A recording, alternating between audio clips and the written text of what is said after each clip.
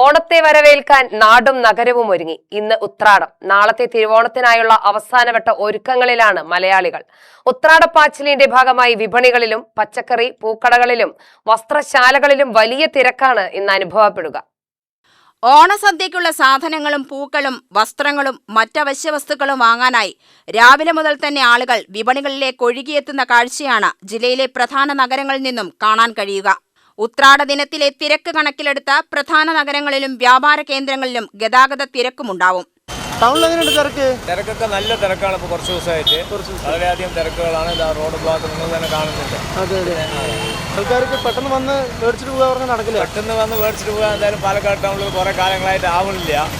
ഈ വർഷം അതേമാതിരി തന്നെ ഏകദേശം പോലീസിൻ്റെയും കുറച്ച് ഇതായതുകൊണ്ട് വലിയ തിരക്ക് അനുഭവപ്പെടുന്നില്ല. 2-3 ദിവസത്തേക്ക് ആകെ ബ്ലോക്കായിരുന്നു. നിങ്ങൾക്കിറക്കം നടന്നു വരാൻ പറ്റാത്തൊരവസ്ഥയായിരുന്നു.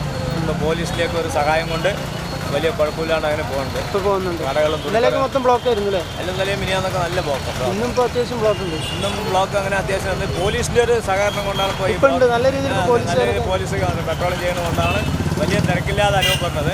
നല്ല തുണികളൊക്കെ അധികം നല്ല സെലക്ഷനൊക്കെ പല കടകളിലും വന്നിട്ടുണ്ട്. അതുകൊണ്ടാണ് പാലക്കാട്ടേക്ക് വരുന്നത്. അല്ലെങ്കിൽ ഉൾപ്രദേശങ്ങളിലൊക്കെ നിറയെ തുണികൾ കടകൾ ഉണ്ടെങ്കിലും കൂടിയിട്ട് പാലക്കാട്ടേക്ക് വരുമ്പോൾ ജനങ്ങൾക്കും ഒരു ആഘോഷമാണ് ഓണാഘോഷം പരിപാടി. ആഘോഷിക്കണം തീർച്ചയായും. ഓണവിപണികളിൽ വിവിധയിനം പച്ചക്കറികൾക്കും പഴങ്ങൾക്കും പൂക്കൾക്കും വലിയ ഡിമാൻഡാണ്. കുടുംബത്തോടൊപ്പം നാട്ടിലേക്ക് മടങ്ങിയെത്തിയവരും അവസാനവട്ട ഓണ ഷോപ്പിംഗിന്റെ തിരക്കിലാണ്. നാളെ തിരുവോണമാണ്. അതുകൊണ്ട് തന്നെ ഇന്നത്തെ ഉത്രാടപ്പാച്ചിലിൽ ഓണത്തിന്റെ ആവേശം നിറഞ്ഞു നിൽക്കും. എല്ലാ തിരക്കുകൾക്കിടയിലും കുടുംബത്തോടൊപ്പം സന്തോഷത്തോടെ ഓണം ആഘോഷിക്കാനുള്ള ഒരുക്കത്തിലാണ് മലയാളികൾ.